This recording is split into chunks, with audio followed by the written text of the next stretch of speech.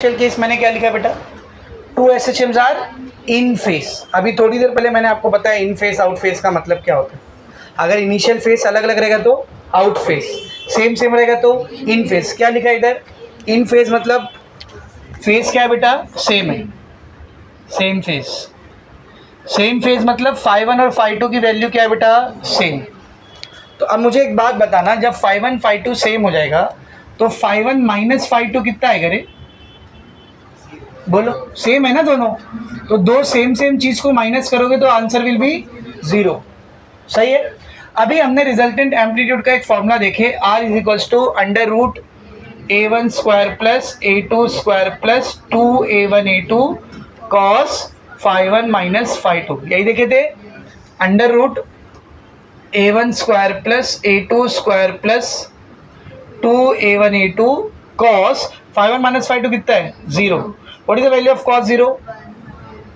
A1 square plus A2 square plus 2A1A2 cos 0 is 1।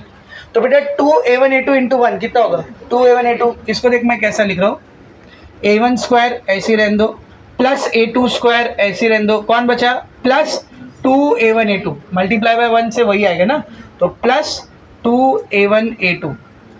A1 को A समझो, A2 को B समझो। कैसा दिख रहा है ये, A square plus 2AB plus B square. किसका फॉर्मूला ये, A plus B the whole square. A कौन है बेटा, A1, बी कौन है, A2।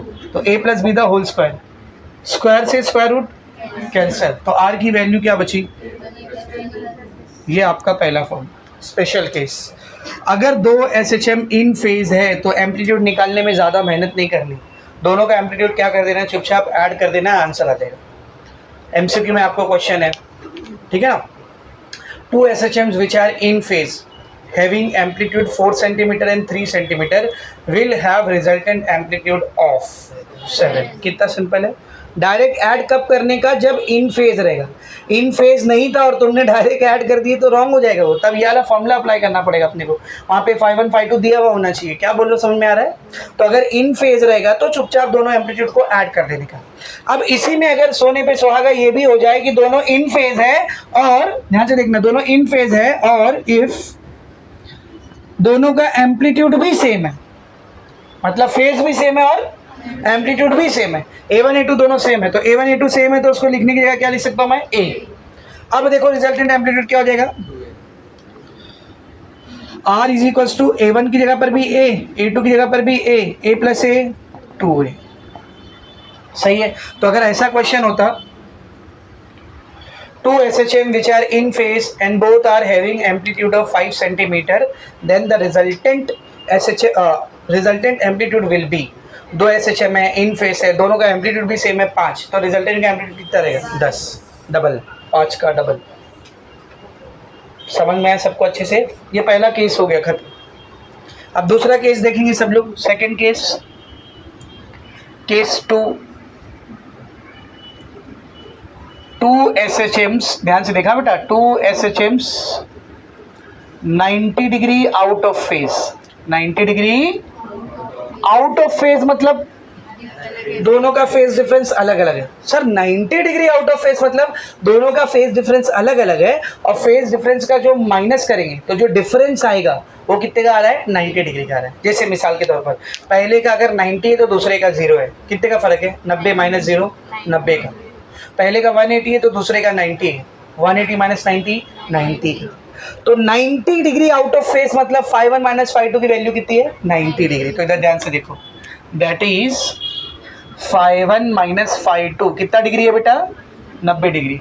अभी देखो रिजल्टेंट एम्पलीट्यूड का फॉर्मूला क्या है अपने पास, under root A1 square plus A2 square plus 2A1A2 cos φ1 minus φ2, under root A1 square plus A2 square plus 2A1A2 cos φ1 minus φ2 90। बेटा कॉस 90 कितना होता है रे, 0 ना, कॉस 90 कितना होता है, 0। तो ये 2A1A2 इंटू 0 पूरा 0 हो जाएगा, तो उसको लिखने की जरूरत है क्या, नहीं। क्या बचा फिर, R is equals to under root A1 square plus, ये आ गया एम्पलीट्यूड का फॉर्मूला। अब आप लोगों में कुछ महाज्ञानी लोग होंगे, मतलब जिनको बहुत ज़्यादा मैथ्स आता है, वो इन दोनों स्क्वायर से रूट काटेंगे। कटेगा क्या? इधर बीच में प्लस है, दो अलग अलग टर्म है। यहाँ पे जो स्क्वायर और रूट कटा वो इसलिए कटा क्योंकि वो होल ब्रैकेट पे स्क्वायर लगा था, सिंगल टर्म पे लगा था। तो जब तक रूट के अंदर सिंगल टर्म पे स्क्वायर नहीं रहेगा तब तक कैंसिल नहीं होता है। यहाँ बीच में प्लस है मतलब दो अलग अलग टर्म्स पे स्क्वायर है, उसको नहीं काट सकते। इसमें और उसमें बहुत फर्क है, समझ में आ रहा अच्छे से क्या बोल रहा हूँ? इस पे होल ब्रैकेट पे स्क्वायर लगा है तो वो स्क्वायर रूट से कैंसिल हुआ, इस पे दोनों पे अलग अलग स्क्वायर लगा, वो नहीं कटेगा, समझा? तो जब 90 डिग्री आउट ऑफ फेस रहेगा तो क्या करने का, दोनों का स्क्वायर करके ऐड करने का और फिर रूट निकालने का, दोनों का स्क्वायर करके ऐड करने का फिर रूट निकालने का। जैसे क्वेश्चन है 2 SHMs which are 90 degree out of face, क्या बोला? 90 डिग्री आउट ऑफ फेस, मतलब कौन सा फॉर्मूला लगेगा? ये वाला। Having amplitudes 3 centimeter and 4 centimeter, then the resultant amplitude will be, तो एक का 3 है, एक का 4 है, 3 का स्क्वायर 9, 4 का स्क्वायर 16, 16 और 9 25, 25 का रूट, आंसर कितना है? 5। समझा अच्छे से? अब इसमें भी अगर अगर 90 डिग्री आउट ऑफ फेस है और दोनों का एम्पलीट्यूड क्या है बेटा? सेम, A1 A2 सेम है, तो resultant amplitude sorry A1 A2 लिखने के लिए सीधा क्या लिख सकता हूँ मैं? A। अब बताओ रिजल्टेंट एम्पलीट्यूड कितना रहेगा? R is equal to under root A1 की जगह भी A आ जाएगा, A का स्क्वायर, A2 की जगह भी A आ जाएगा, A का square, A square plus A square, तो अंडर रूट 2A स्क्वायर। सही है बेटा? रूट 2 ऐसे रहेगा, A स्क्वायर और रूट कट गया, क्या बचा? A, तो रूट 2 इंटू A। जैसे मिसाल के तौर पर 2 SHMs which are 90 degree out of face and both are having amplitude of 10 centimeter, then the amplitude of resultant motion will be, दोनों का एम्पलीट्यूड कितना है? 10 है, सेम है और 90 डिग्री आउट ऑफ फेस है। याला फॉर्मूला लगेगा, ए का वैल्यू कितना है? 10, तो रूट 2 इंटू 10, रूट 2 की वैल्यू होती है 1.414, याद है ना? 1.414, उसको 10 से मल्टीप्लाई करोगे 14.14 इज द आंसर। समझा अच्छे से? ये हो गया आपका केस 2। केस 2 समझा? तीसरा और आखिरी केस है case 3, 2 SHMs are 180 degree out of face. फिर से आउट ऑफ फेस है लेकिन कितना? 180 डिग्री आउट ऑफ फेस, मतलब अलग अलग है। और 180 डिग्री आउट ऑफ फेस मतलब दोनों के फेस डिफरेंस के बीच में माइनस करेंगे तो कितना फेस डिफरेंस आ रहा है? 180 का आ रहा है। तो इसको मैं ऐसा लिखूंगा, दैट इज φ1 माइनस φ2 की वैल्यू कितनी है बेटा? 180 डिग्री।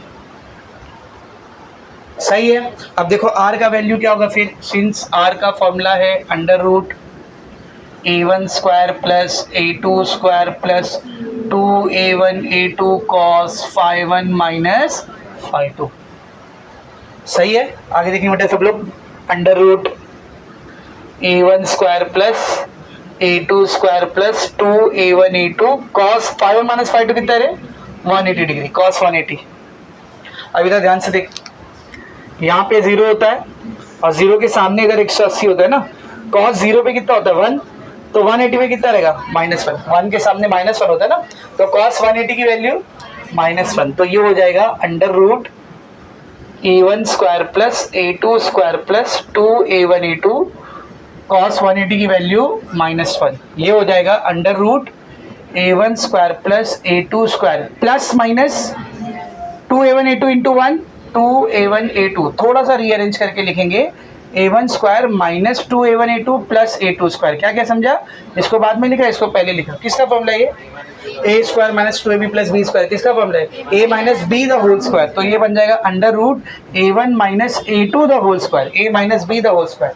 अब फिर से देखो, स्क्वायर रूट और स्क्वायर कैंसिल, तो क्या आ गया R का value? R is equal to A1 minus A2। कुछ देख रहे हो बेटा?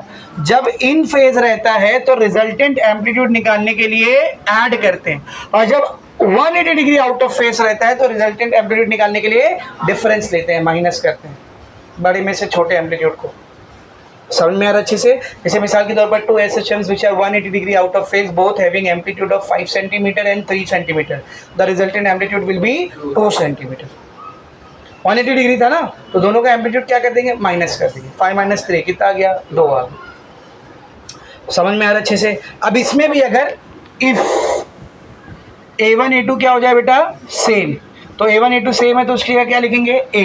तो देख रिजल्टेंट एम्पलीट्यूड कितना आएगा? R is equal to A minus A, A minus A मतलब अगर दो SHM है, दोनों का एम्पलीट्यूड भी सेम है और दोनों 180 डिग्री आउट ऑफ फेस है, तो रिजल्टेंट एम्पलीट्यूड कितना आ रहा है? 0। 0 मतलब पार्टिकल अपनी जगह से हिल ही नहीं रहा है, यानी मोशन क्या हो चुका है? स्टॉप। पहले SHM ने दूसरे SHM को क्या कर दिया है? कैंसिल कर दिया। आप इसको ग्राफ के जरिए समझ सकते हैं, you can understand it with the help of. दोनों का एम्पलीट्यूड क्या है? सेम। तो अगर ये ए एम्पलीट्यूड, ये ए एम्पलीट्यूड, ये पहले का ग्राफ बना, सही है, ये पहले का ग्राफ बना। अब मैं दूसरे का ग्राफ बनाता हूँ और दूसरे का ग्राफ बनाता हूँ, तो सेम ए एम्पलीट्यूड का ग्राफ बनेगा। अब कितने का फेज डिफरेंस है? देख 180 डिग्री। कितने का फेज डिफरेंस है? 180 डिग्री। तो बेटा ये यहाँ से लेके यहाँ तक 90 रहता है, फिर यहाँ से लेके यहाँ तक 90, 90 90 180। मतलब दूसरा वाला जो ग्राफ है वो यहाँ से नहीं बनेगा, यहाँ से बनेगा, नीचे से। और एम्पलीट्यूड उसका भी क्या बेटा? सेम। तो ये दूसरे वाले का ग्राफ है, एकदम अपोजिट ग्राफ बना कि नहीं? तो ये ऊपर वाले कर्व को ये नीचे वाला कर्व, तो रिजल्टेंट ग्राफ कैसा मिलेगा? कुछ नहीं, 0 एम्पलीट्यूड। कितना एम्पलीट्यूड? 0, यानी मोशन क्या हो चुका है बेटा? स्टॉप हो चुका है। समझा? तो असल में 3 केस नहीं है, 6 केसेस। कितने केसेस है? 6। इन फेस है, एम्पलीट्यूड अलग अलग है तो A1 + A2। इन फेस है, एम्पलीट्यूड सेम सेम है तो 2A।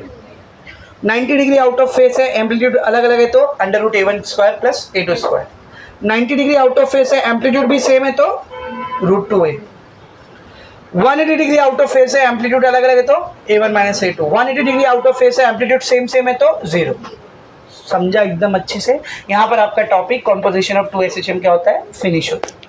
नाउ नेक्स्ट टॉपिक है अपना energy of particle performing SHM। ये लिखो फिर होकर do it. Energy of a particle performing SHM।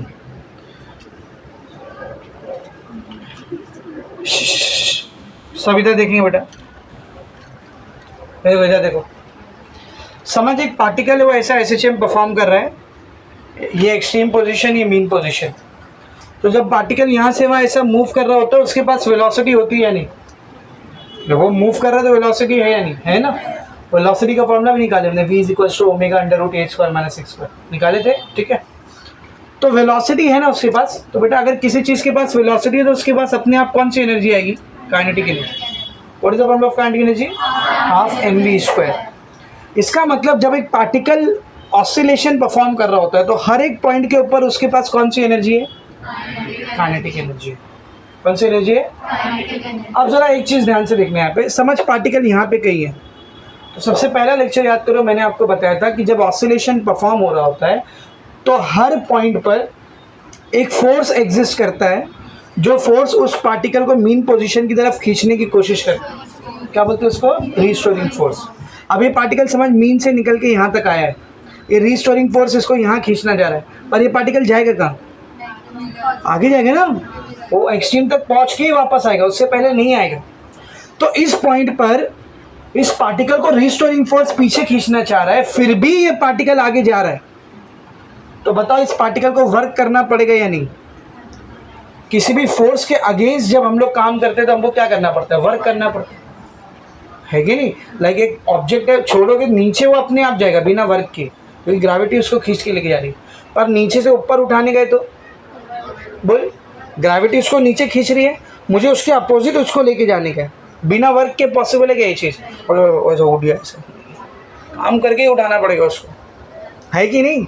तो सिमिलरली इस पॉइंट के ऊपर रीस्टोरिंग फोर्स इसको यहाँ खींचना चाह रहा है, फिर भी ये पार्टिकल आगे जाता है, मतलब क्या करता है? वर्क करता है। और work is not possible without potential energy. याद है मैंने आपको रोटेशनल डायनामिक्स में भी ये बात बताया था, बहुत इंपॉर्टेंट स्टेटमेंट है। किसी भी सिस्टम में किया गया वर्क डन बराबर होता है चेंज इन पोटेंशियल एनर्जी की।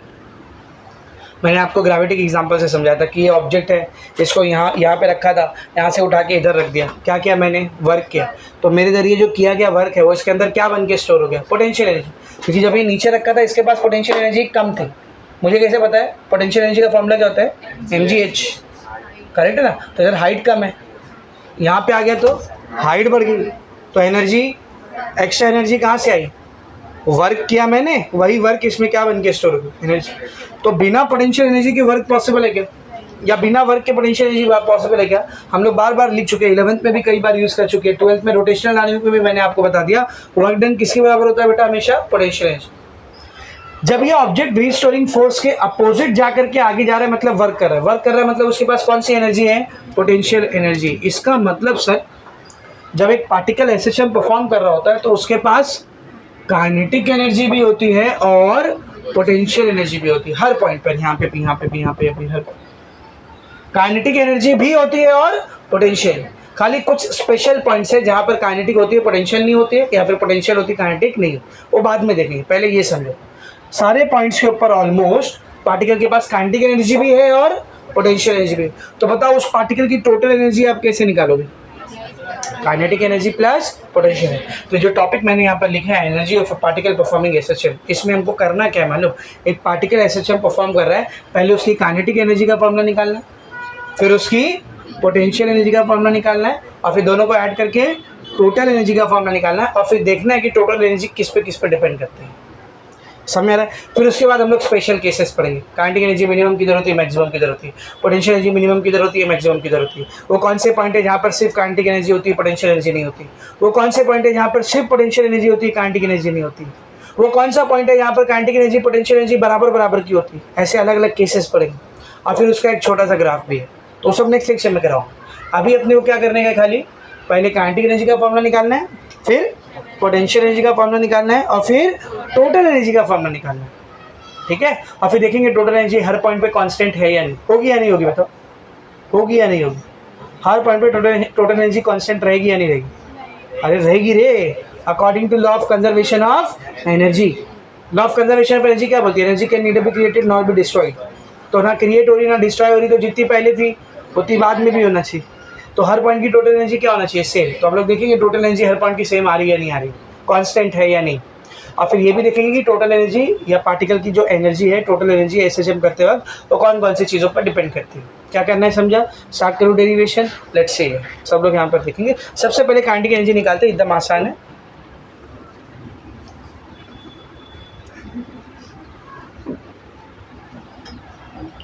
इधर एक डायग्राम देख, एक पार्टिकल है एसएचएम परफॉर्म कर रहा है, ये उसका मीन पोजीशन। एक पार्टिकल ऐसा एसएचएम परफॉर्म कर रहा है, ये उसका मीन पोजीशन, नाम दे दिया उसको O। ये एक्सट्रीम पोजीशन M और N। तो पाथ क्या है इसका, बोल पाथ क्या है, M से लेकर के N तक, जिसमें मीन पोजीशन क्या है बेटा O। अब O से लेकर N तक क्या रहेगा, पूरा एम्पलीट्यूड A, यहाँ पे भी और यहाँ पे भी, ठीक है ना। तो consider a particle, consider a particle performing SHM along path MN। कौन से पाथ पे SHM कर रहा है वो, MN पे, with O as mean position। O क्या है बेटा यहाँ पर, mean position। अब किसी भी इंस्टेंट ऑफ टाइम पर, कोई तो भी पर्टिकुलर टाइम पे मैंने देखा पार्टिकल किधर, ऐसा एसएचएम चल रहा था, अब अभी जस्ट मैंने देखा तो मुझे पार्टिकल यहाँ पे कहीं दिखाई दिया, पॉइंट पी पे। कहाँ पे बेटा, पॉइंट। अब इस पॉइंट पी का मेन पोजीशन से कुछ ना कुछ डिस्टेंस होगा, किससे दिखाते हैं हम लोग इसको, एक्स से, displacement from the main position. तो एट एनी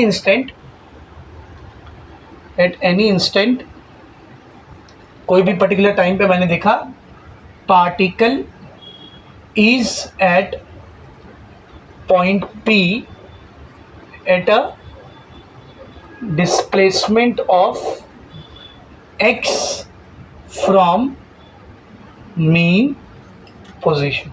तो mean position से कितने डिस्प्लेसमेंट पे है, x। तो इसी पॉइंट पर मुझे काइनेटिक एनर्जी का फॉर्मूला निकालना है, इसी पॉइंट पर मुझे पोटेंशियल एनर्जी का फॉर्मूला निकालना है, और फिर इसी पॉइंट पर दोनों को ऐड करके टोटल एनर्जी निकालना है। सर यही पॉइंट पे क्यों, कभी ये पॉइंट पे पूछ लिया तो, अरे तो कोई भी पॉइंट पे पूछने दे, एक्स का वैल्यू चेंज करते जाए, आंसर चेंज होते जाएगा। कोई तो एक पॉइंट लेकर के निकालना पड़ेगा ना, तो हम लोग ये पॉइंट को लेकर निकाले जिधर पे एक्स कितना कंसीडर किया, स्मॉल एक्स। अब वो एक्स जैसे जैसे बदलोगे वैल्यू चेंज होती जाएगी, समझा। पहले काइनेटिक एनर्जी निकालते हैं। हाँ बेटा, वी नो दैट, नहीं भी पता रहेगा तो ऐसा लिखने का, भले से बाजू वाले का छाप के लिखने। वी नो दैट किसी भी पॉइंट पर वेलोसिटी का क्या फॉर्मूला होता है, v is equals to omega under root A square minus, निकाले पहले ये फॉर्मूला, कब किए थे, जब डिफरेंशियल इक्वेशन किए थे। तो डिफरेंशियल इक्वेशन की मदद से एक्सेलरेशन, वेलोसिटी और डिस्प्लेसमेंट निकाले। तो वेलोसिटी का ये फॉर्मूला आया था, omega under root A square minus X square.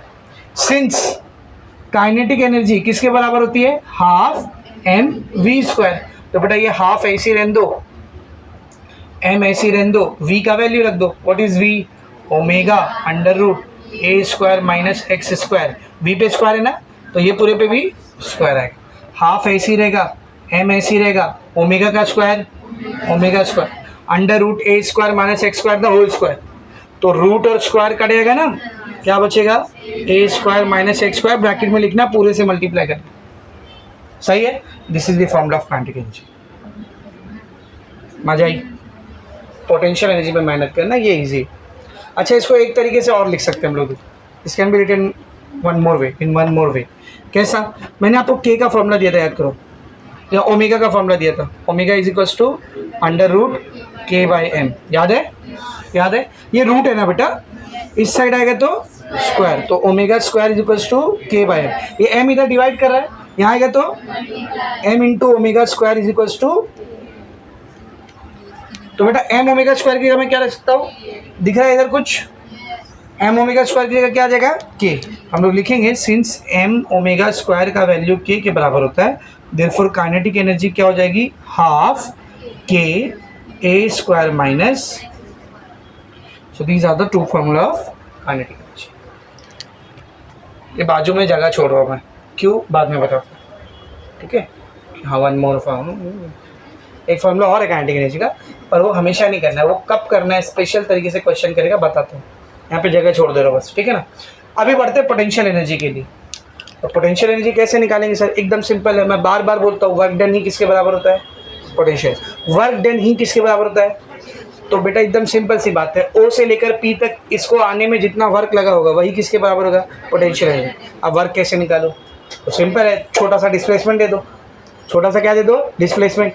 तो फोर्स इंटू डिस्प्लेसमेंट क्या रहेगा, वो छोटा सा वर्क, छोटे से वर्क से पूरा वर्क कैसे निकालेंगे, इंटीग्रेट करके, है सीख गए, मैथ्स आ गया तुम लोग को। देखो छोटा सा डिस्प्लेसमेंट देंगे, फोर्स लगेगा, फोर्स इंटू डिस्प्लेसमेंट, और छोटे से डिस्प्लेसमेंट के लिए वर्क मिलेगा, उसको इंटीग्रेट करोगे ओ से लेकर पी तक, तो ओ से पी तक का टोटल वर्क मिलेगा। समझा, तो समझ, मैंने पी पॉइंट से पार्टिकल को छोटा सा डिस्प्लेसमेंट दिया, छोटा सा डिस्प्लेसमेंट याद है ना, इन्फिनिटेसिमली स्मॉल डिस्प्लेसमेंट, बहुत छोटा सा डिस्प्लेसमेंट है कि नहीं। तो एकदम छोटा सा डिस्प्लेसमेंट मैंने इसको दिया पार्टिकल को, और पार्टिकल को पी से उठा करके ये वाले पॉइंट पे लेके आया, और इस डिस्प्लेसमेंट की वैल्यू है समझ dx, कितनी बेटा, dx, पॉइंट को नाम दिया मैंने क्यों। तो let the particle is given infinitesimally small displacement, और वो नहीं लिखना है तो be simple, very small displacement dx from p to q। तो p से q तक छोटा सा डिस्प्लेसमेंट या dx। अपने आप होगा क्या डिस्प्लेसमेंट, क्या लगाना पड़ेगा हमको, फोर्स। क्यों लगाना पड़ेगा फोर्स, क्योंकि इधर एक फोर्स पहले से जो इसको पीछे खींचना चाह रहा है, कौन सा फोर्स, रिस्टोरिंग फोर्स। तो उसी फोर्स के अपोजिट अपने को फोर्स लगाना है। कम से कम वो फोर्स की वैल्यू किसके बराबर होना चाहिए, इस सी के बराबर, इससे कम रहेगी तो कुछ नहीं होगा। यहाँ से ज़्यादा फोर्स लग रहा है, यहाँ से कम फोर्स लगे, आगे जाएगा पार्टिकल, नहीं जाएगा ना। कम से कम इसके बराबर होना चाहिए फोर्स, वैसे तो देखा जाए तो ज़्यादा होना चाहिए, लेकिन कम से कम बराबर होना चाहिए, समझ रहे। तो हम जो फोर्स लगा रहे हैं वो रिस्टोरिंग फोर्स के बराबर तो होना चाहिए, पर डायरेक्शन अपोजिट। तो इधर ध्यान से देखना बेटा, work done will be P से क्यू तक, पी से क्यू तक उठा के लेके जाने में जो वर्क डन लगेगा, डिस्प्लेसमेंट छोटा सा है ज़्यादा है, छोटा सा है, तो वर्क डन भी, तो क्या लिखा मैंने, डब्ल्यू नहीं लिखा, डी डब्ल्यू लिखा, क्या लिखा, डी डब्ल्यू, छोटू सा वर्क। तो what is the formula of work done, force into displacement. तो डिस्प्लेसमेंट कितना हुआ है, dx, फोर्स हम लोग कितना लगा रहे हैं, f, जो कि रिस्टोरिंग फोर्स वाले f के क्या है, बराबर, लेकिन माइनस क्यों लिया, समझा, बराबर लेकिन अपोजिट।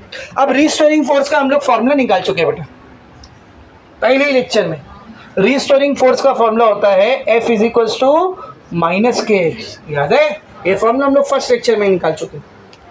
तो डी डब्ल्यू की वैल्यू क्या हो जाएगी, D W is equals to minus, पहले से है, एफ की जगह क्या आएगा, minus K x into D x.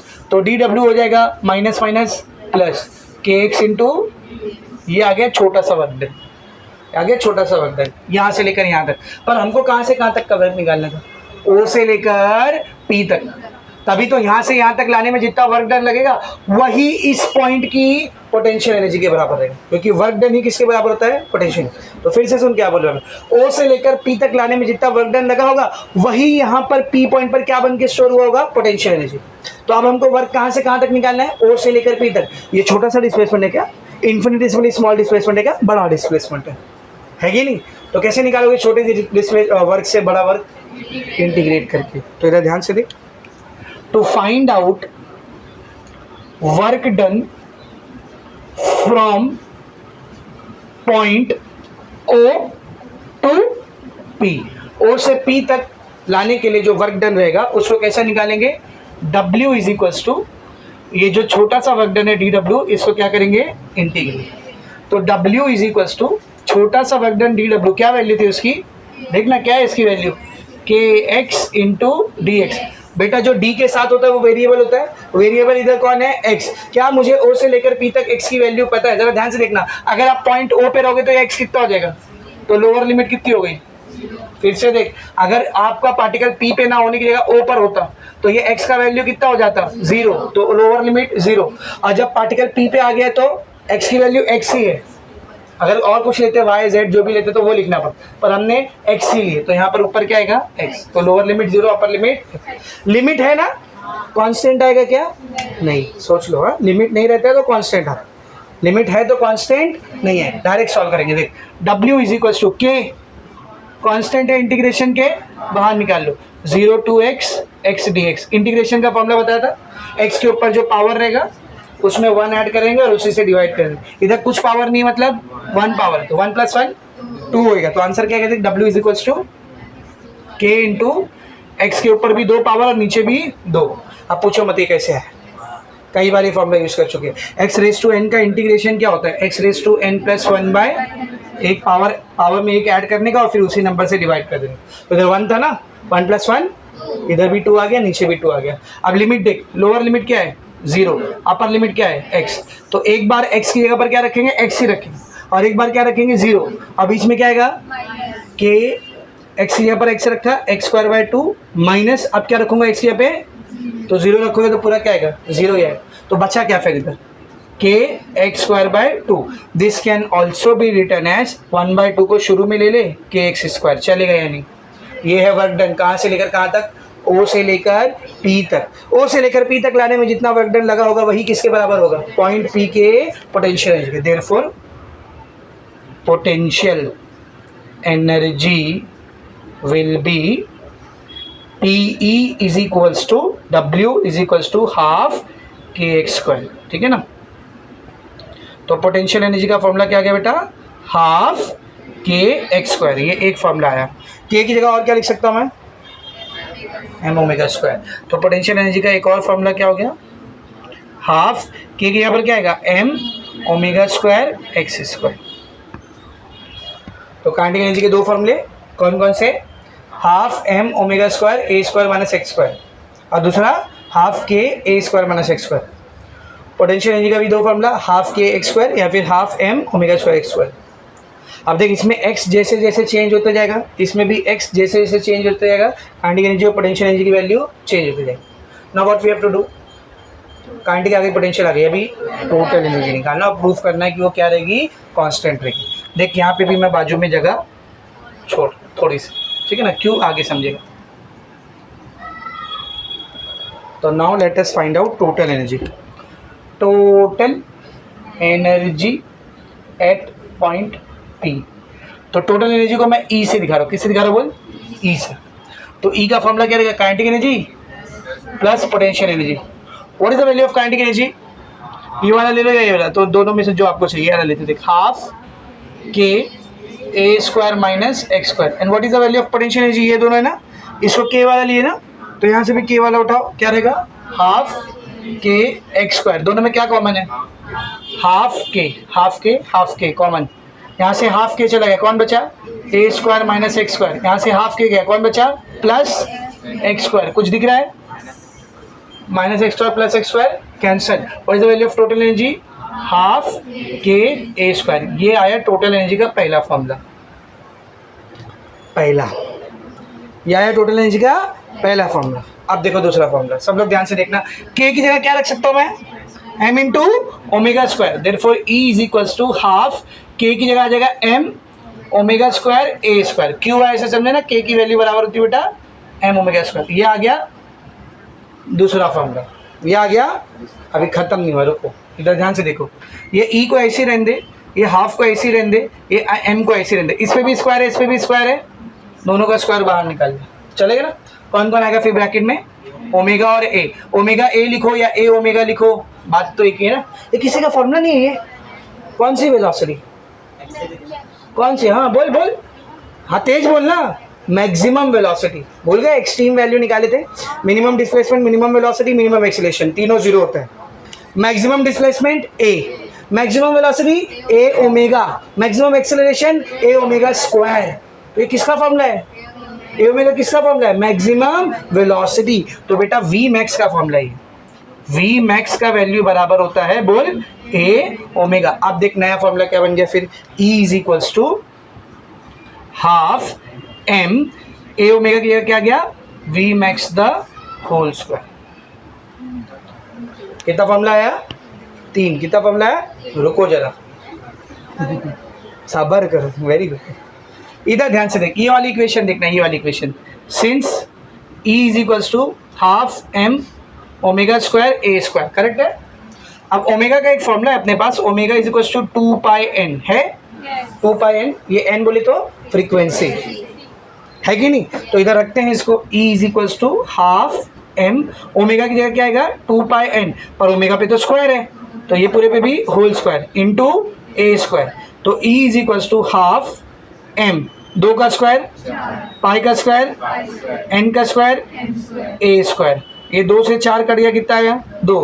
तो E इज इक्वल्स टू, ये 2 को पहले लिख लो, पाई स्क्वायर को इधर लिख लो, m n square A square. आ गया, आ गया।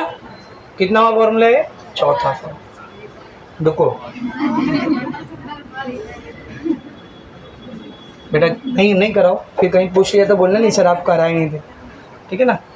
2 पाई स्क्वायर m, ये ए स्क्वायर को भी ऐसे रहने दे बेटा। फ्रीक्वेंसी का फॉर्मूला तो 1 बाय टाइम पीरियड, तो ये n की जगह क्या आ जाएगा अपॉन में 3, पर सर n पे तो स्क्वायर है।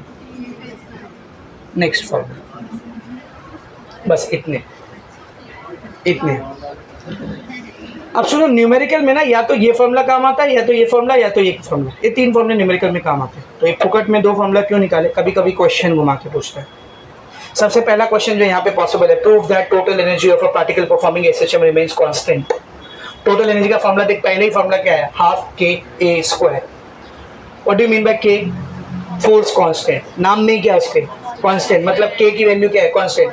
ए इज व्हाट, एम्पलीट्यूड। जब तक एसएचएम होता रहेगा एम्पलीट्यूड क्या है, फिक्स है, ये भी नहीं चेंज हो रहा है, ये भी नहीं चेंज हो रहा है, मतलब कांस्टेंट है, टोटल एनर्जी इज कांस्टेंट। तो क्या लिखेंगे हम लोग, इसके बाद देख, since value of k and a are constant for a given SHM, किसी भी SHM में k और a की वैल्यू क्या रहती है बेटा, कांस्टेंट रहती है। therefore total energy remains, बोलना, remains constant at every point। Question देख के साथ है, derive the expression for total energy of a particle performing SHM. समझिए क्वेश्चन है, पहले काइनेटिक एनर्जी निकाले, फिर पोटेंशियल एनर्जी निकाले, फिर बोल टोटल एनर्जी निकाले, ये लिख दिए, ये लिख दिए, खत्म। 2 फॉर्मूला लिख दिए, खत्म। Prove that total energy of a particle performing SHM remains constant. क्या करोगे, काइनेटिक एनर्जी आई, पोटेंशियल एनर्जी आई, टोटल एनर्जी आई, इसके नीचे ये 2 लाइन लिख दोगे भाई, के का वैल्यू कांस्टेंट है, ए का वैल्यू कांस्टेंट है, तो टोटल एनर्जी भी क्या रहेगी, constant. Derive the expression of total energy as E is equals to half m v max square. अब बोल दिया यही चाहिए मेरे को, यही चाहिए, तब इतना करने का, उसके बाद एक स्टेप और ऐड कर देने का। समझ में आ रहा है। तो ये 2 क्यों करे अभी भी नहीं समझ में आ रहा, तो ये दो क्यों किया बताता हूँ, जरा ध्यान से सुनना। इन सारे फॉर्मूलों को अगर आप ध्यान में रखोगे तो आप कुछ चीजें लिख सकते हो उधर। Total energy of a particle performing SHM is directly proportional to। तो देख टोटल एनर्जी किसको किसको डायरेक्टली प्रोपोर्शनल होती है। सबसे पहले ये तो कांस्टेंट है, ये भी क्या है कांस्टेंट, लेकिन अलग अलग एसएचएम में एम्पलीट्यूड क्या होता है, अलग अलग होता है ना। तो इसको अगर मैं देखूं तो टोटल एनर्जी एम्पलीट्यूड के स्क्वायर को क्या है डायरेक्टली प्रोपोर्शनल। सेम है ना, अपॉन के नीचे आता तो इनवर्सली प्रोपोर्शनल आता है, ऊपर ये मतलब डायरेक्ट। तो टोटल एनर्जी किसको डायरेक्टली प्रोपोर्शनल है, एम्पलीट्यूड के स्क्वायर को। टोटल एनर्जी किसको डायरेक्टली प्रोपोर्शनल है, ये कौन है, ये एंगुलर फ्रीक्वेंसी के स्क्वायर को। टोटल एनर्जी किसको डायरेक्टली प्रोपोर्शनल है, मास ऑफ द पार्टिकल को। टोटल एनर्जी किसको डायरेक्टली प्रोपोर्शनल है, मैक्सिमम वेलोसिटी को। टोटल एनर्जी किसको डायरेक्टली प्रोपोर्शनल है, स्क्वायर ऑफ फ्रीक्वेंसी को। टोटल एनर्जी किसको इनवर्सली प्रोपोर्शनल है, टाइम पीरियड ऑफ एसएचएम। तो ये सब प्रूफ करने हैं, तो ये समझा अच्छे से। तो इधर ध्यान से देख किसको किसको डायरेक्टली प्रोपोर्शनल है। सबसे पहला स्क्वायर ऑफ, बोलना square of amplitude, square of amplitude मतलब ए स्क्वायर। नेक्स्ट किसको डायरेक्टली प्रोपोर्शनल है, square of angular frequency. Angular frequency मतलब ओमेगा स्क्वायर है ना। नेक्स्ट किसको डायरेक्टली प्रोपोर्शनल है, मास को, मास ऑफ पार्टिकल, जो पार्टिकल एसएचएम परफॉर्म कर रहा है उसका मास। नेक्स्ट स्क्वायर ऑफ, बोलना स्क्वायर ऑफ मैक्सिमम वेलोसिटी, ठीक है। नेक्स्ट बोल square of frequency of SHM, ठीक है, एन स्क्वायर। मास मतलब m, square of maximum velocity मतलब v मैक्स का स्क्वायर, फ्रीक्वेंसी का स्क्वायर n स्क्वायर। और last and it is inversely proportional to, बोल स्क्वायर ऑफ टाइम पीरियड, अंधे लोग, square of time period of SHM T square. अब सुन जरा, सुन मैं क्या बोलूं, समझ। ऐसा क्वेश्चन है, prove that total energy of a particle performing SHM is directly proportional to the square of amplitude. ये क्वेश्चन है, prove that total energy of a particle performing SHM is directly proportional to square of amplitude. ये किए, रुक जाओ, इसके बाद आ गया ना एम्पलीट्यूड, इधर डायरेक्ट लिख दो। Since k is constant, half is constant, hence prove that energy is directly proportional to a square। आ गया ना। Prove that total energy of a particle performing SHM is directly proportional to the square of angular frequency। कहाँ तक करोगे, यहाँ तक बस, आ गई ना angular frequency। Prove that total energy of a particle performing SHM is directly proportional to the mass। कहाँ तक करोगे, यहीं तक करोगे, मास आ गया ना। Prove that total energy is directly proportional to the square of maximum velocity। अब यहाँ तक करोगे, इधर वी मैक्स है। लेकिन अगर ये पूछ लिया, prove that total energy of a particle performing linear SHM is directly proportional to the square of frequency. अब यहाँ तक आना पड़ेगा क्योंकि फ्रीक्वेंसी इधर है। और अगर ऐसा पूछ लिया, prove that total energy of a particle performing linear SHM is inversely proportional to the square of time period. अब एक ही क्वेश्चन को कम से कम 10-12 तरीके से अब तक पूछ लिया मैंने। क्वेश्चन एक ही है, कितने तरीके से पूछ लिया, देख 10-12 तरीके से। Derive the expression for total energy of a particle performing SHM, सही है। Prove that total energy of a particle performing SHM remains constant at every point. ये बात directly proportional to square of amplitude, directly proportional to square of angular frequency, directly proportional to the mass, directly proportional to square of maximum velocity, directly proportional to the square of frequency, inversely proportional to the square of. कितने सारी तरीके से पूछ लिया, देख है कि नहीं, समझे एकदम अच्छे से। अब इसके जो अलग अलग केसेस है वो कल करेंगे हम लोग। तो अभी क्या करने का है, ये जो 2 जगह छोड़े ना, और इसको भरते हैं अभी। कौन चीचा किया रे, ऐसा कौन किया, ऐसा आलस नहीं खाने का फिजिक्स से कभी भी। अगर फिजिक्स से आलस खाओगे तो फिजिक्स तुमको खा जाएगा, इतना याद रखना। आलस नहीं खाने का फिजिक्स को भी। फिजिक्स और मैथ्स ये मेहनती लोगों का काम है, जो मेहनत करने से डरते नहीं। सर लिखते मेहनती लोगों का काम है। आप क्या करने का, 4 लाइन और लिख रहा मैं, रुक एक फॉर्मूला और चाहिए, अब भी डिराइव करके देता हूँ, मेहनती लोगों का काम।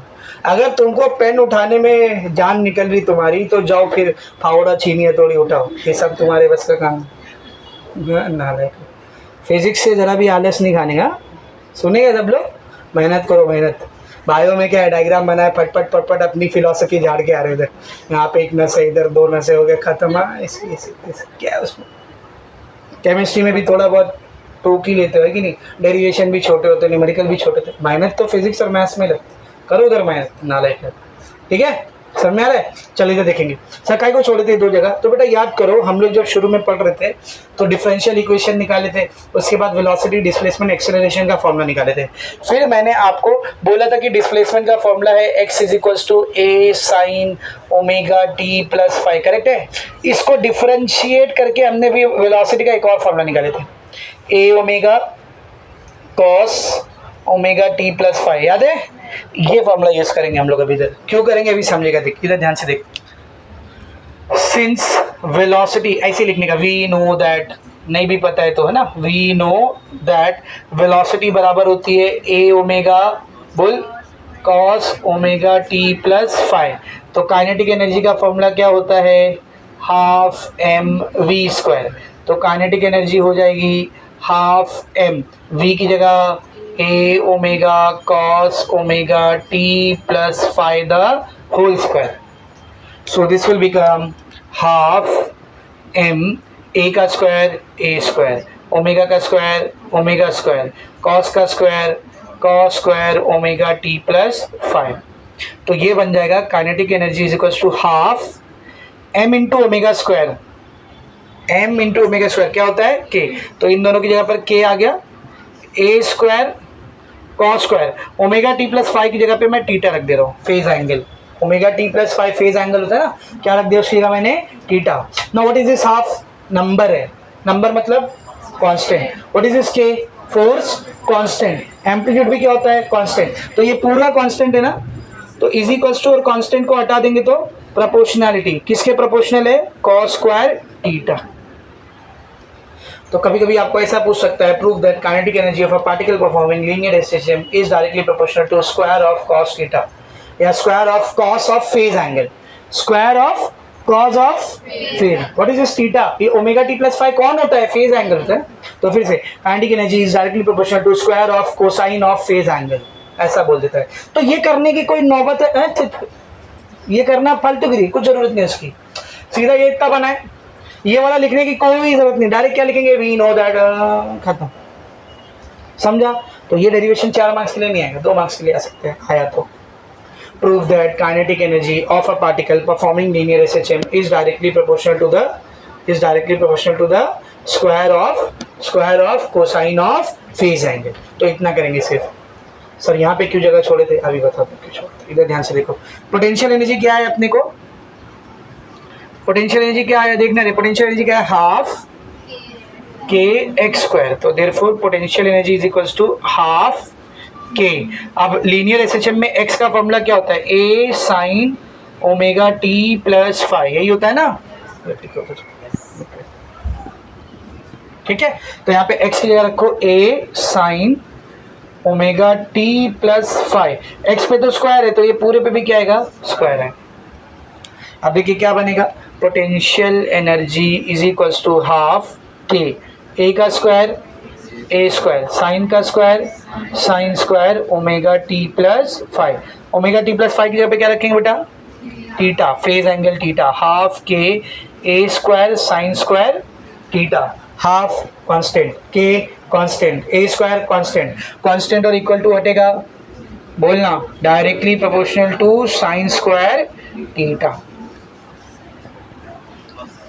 Prove that potential energy of a particle performing linear SHM is directly proportional to square of sine of phase angle, square of sine of phase angle। किसकी बात की है, पोटेंशियल एनर्जी की। अब जो ये कर रहा है वो बेवकूफ़ है, ये लिखे, डायग्राम बनाए, सीधा इधर आओ, late the particle is given, dw निकाले, dw के बाद w निकाले, w के बाद पोटेंशियल एनर्जी निकाले, इसके बाद ये लिखते हैं, समझा। तो 2 क्वेश्चन और ऐड हो गए, 7-8 तरीके थे, 2 ये और ऐड हो गए, 9-10 तरीके टोटल। एकदम निचोड़ दिया टॉपिक को, जहाँ से जैसा जो क्वेश्चन पॉसिबल हो सकता था सब बता दिया। अब अगर तुम लोग छोड़ के आ रहे तो समझ में आ रहा है? जिधर से जहाँ से निचोड़ के जिस कोने से जो क्वेश्चन जैसा पूछ सकता था सब बता दिया मैंने। और कुछ भी इसमें मैंने अपनी तरफ से नहीं दिया, यकीन जानो, ये सब आपकी टेक्स्ट बुक में गिवन, कुछ भी मैंने अपनी तरफ से नहीं है, सब टेक्स्ट बुक में गिवन। समझ में आ रहा है बेटा कैसे कैसे क्वेश्चन पॉसिबल है? अगर जंबल हो रहा है या मिक्सअप हो रहा है, वीडियो अपलोड हो जाएगा, घर पे बार बार रिकैप करके देखना। अच्छा ये तो कहीं पे साइड में लिख लेना, ये क्वेश्चन आ सकता है, ये क्वेश्चन आ सकता है, ये क्वेश्चन आ सकता है। और फिर कौन से क्वेश्चन में पूछा तो कितना करना है, समझ में आ रहा है अच्छे से? Is it very much clear? ये हो गया आपका energy of a particle performing SHA. खत्म नहीं हुआ टॉपिक अभी, खाली डेरिवेशन का हुआ। अब हमको एनर्जी के केसेस निकालना है। काइनेटिक एनर्जी मैक्सिमम कहाँ होती है, मिनिमम कहाँ होती है? पोटेंशियल एनर्जी मैक्सिमम कहाँ होती है, मिनिमम कहाँ होती है? कौन सा पॉइंट है जहाँ पे सिर्फ काइनेटिक एनर्जी होती है, पोटेंशियल नहीं होती? कौन सा पॉइंट है जहाँ पे सिर्फ पोटेंशियल होती है, काइनेटिक नहीं होती? वो कौन सा पॉइंट है जहाँ पर काइनेटिक पोटेंशियल दोनों बराबर होती है? और फिर एक छोटा सा ग्राफ भी है इसको, सब में अच्छे से। तो कल इसको फिनिश करेंगे, ठीक है? और उसके बाद नेक्स्ट टॉपिक स्टार्ट करेंगे, सिंपल पेंडुलम, ठीक है? कोनिकल पेंडुलम पढ़े थे ना, कहाँ पे? रोटेशनल एनएफ में। अब उसका भाई पढ़ेंगे सिंपल पेंडुलम, ठीक है?